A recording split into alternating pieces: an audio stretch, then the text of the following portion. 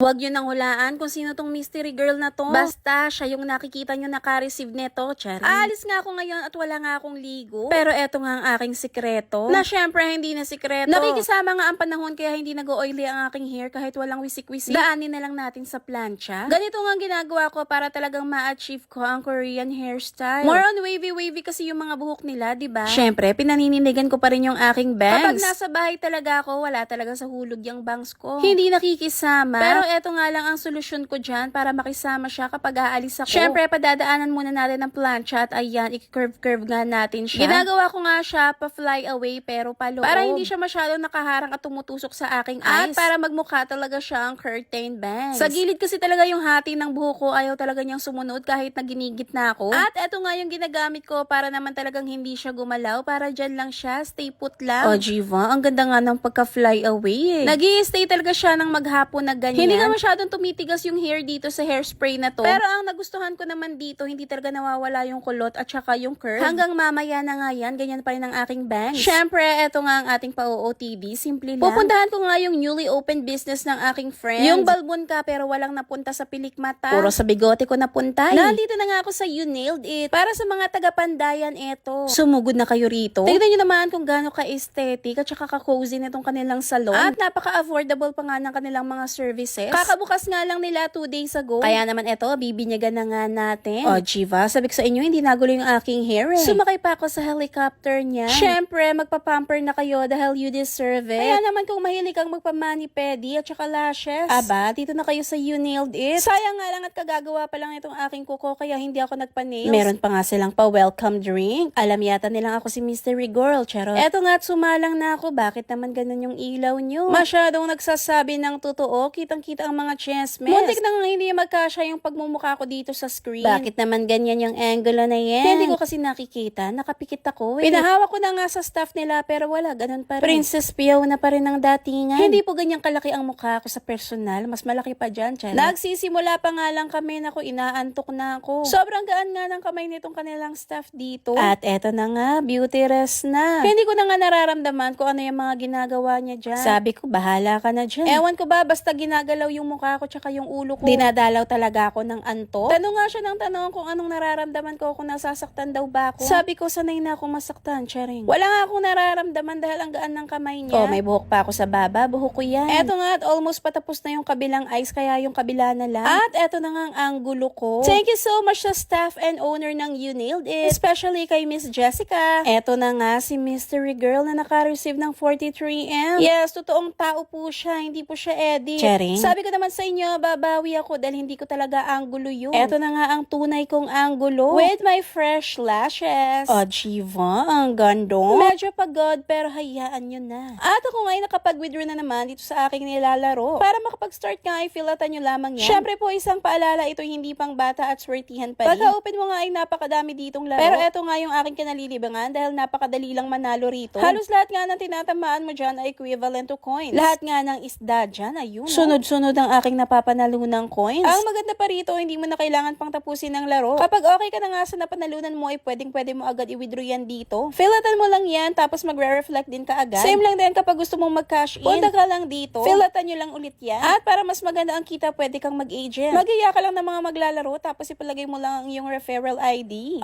Siya, yan lang muna for today, mga ka-fam.